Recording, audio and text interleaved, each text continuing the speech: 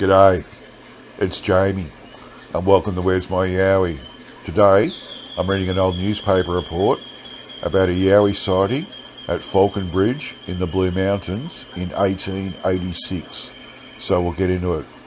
This was published in the Illustrated Sydney News on Thursday, the 3rd of October, 1889, titled The Legend of Linden, the Grisly Details.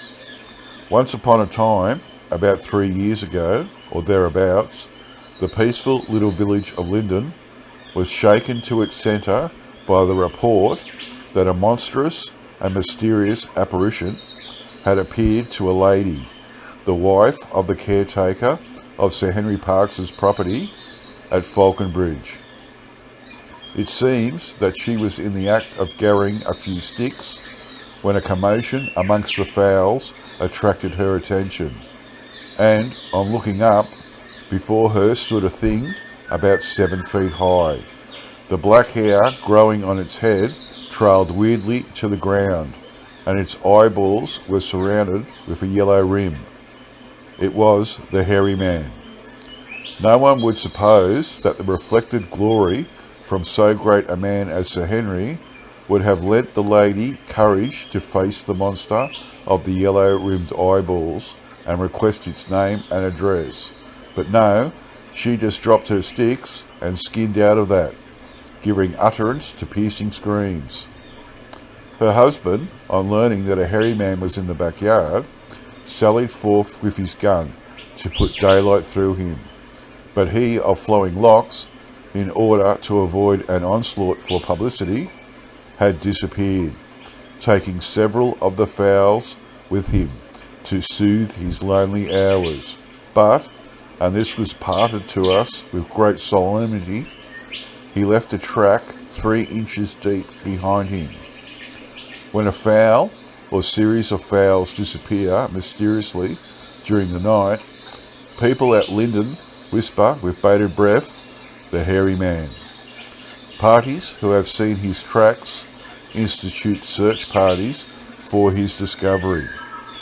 Mr. Cummings of the Royal Hotel Springwood offers £50 for him in order to fasten him up in a hen coop and exhibit him to an admiring public, or sell him as an advertisement to a hair restorative company.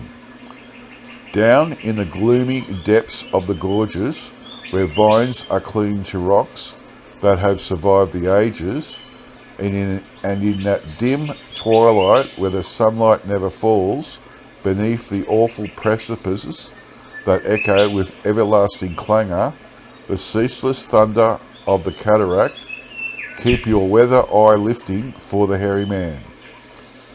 It is a sweet little place, is Springwood, and they believe this delightful yarn. So they do all around the neighbourhood. Why, even the guard that took us to Lawson in the van poured into our ear the legend of the hairy man. And what made the tale doubly affecting was the fact that the narrator had partaken freely of a succulent onion. The end.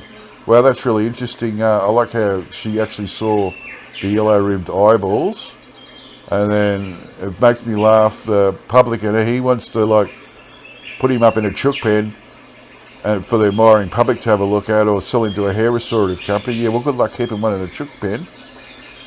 And here's a little tip for you. If you want people to remember your Yowie stories, eat an onion beforehand and they'll never forget it.